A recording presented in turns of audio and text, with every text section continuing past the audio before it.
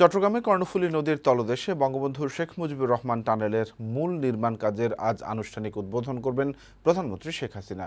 এর মধ্যে প্রকল্পের ৩২%-এরও বেশি কাজ সম্পন্ন হয়েছে। নদীর তলদেশে টানেল খননের জন্য চীন থেকে আনা হয়েছে অত্যাধুনিক যন্ত্রপাতি। খনন কাজে বিদ্যুৎ সরবরাহের জন্য প্রকল্প এলাকার অদূরেই স্থাপন করা হয়েছে ১৫ মেগাওয়াট ক্ষমতার বিদ্যুৎ সাবস্টেশন। আর ৪ বছরের মধ্যে এই টানেল নির্মাণের কাজ শেষ হবে বলে জানিয়েছেন প্রকল্প সংশ্লিষ্টরা। চট্টগ্রাম থেকে নাইমুল ইসলামের প্রতিবেদন। বন্দরনগরী চট্টগ্রামের পাশ ঘেঁষেই বয়ে চলেছে কর্ণফুলী নদী। এই নদীকে ঘিরে চীনের সাংহাই শহরের আদলে ওয়ান সিটি টু টাউন হিসেবে চট্টগ্রামকে গড়ে তোলার পরিকল্পনা গ্রহণ করে সরকার। এরই ধারাবাহিকতায় নদীর তলদেশে টানেল নির্মাণের প্রকল্প নেওয়া হয়। চীন থেকে আনা বিশাল আকারের এসব যন্ত্র দিয়েই কর্ণফুলী নদীর তলদেশে খনন করা হবে 10.8 মিটার ব্যাসের দুটি টিউব। এরই মধ্যে টানেলের ৩২%-এরও বেশি কাজ শেষ হয়েছে।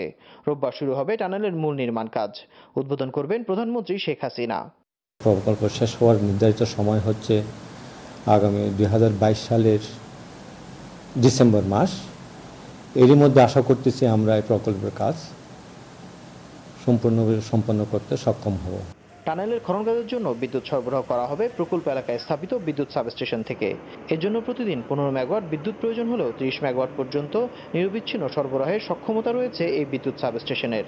সাবস্টেশন থেকে আমরা ৩০ মেগাওয়াট বিদ্যুৎ আমরা এই টানেলের খনন কাজের বিদ্যুৎ দিতে পারবো। এদিকে শনিবার দুপুরে টানেল নির্মাণের মূল কাজের উদ্বোধন স্থল পরিদর্শন করেন চট্টগ্রামের সিটি মেয়র আজম নাসির উদ্দিন। সকল প্রস্তুতি সম্পন্ন হওয়ার কথা জানান তিনি। দেশের প্রথম এই টানেল নির্মাণে প্রায় ১০,০০০ কোটি টাকা ব্যয় হবে। নির্মাণ কাজ শেষ হবে ২০২২ সালের ডিসেম্বরে। নাইমুল ইসলাম, বৈশাখী সংবাদ, চট্টগ্রাম।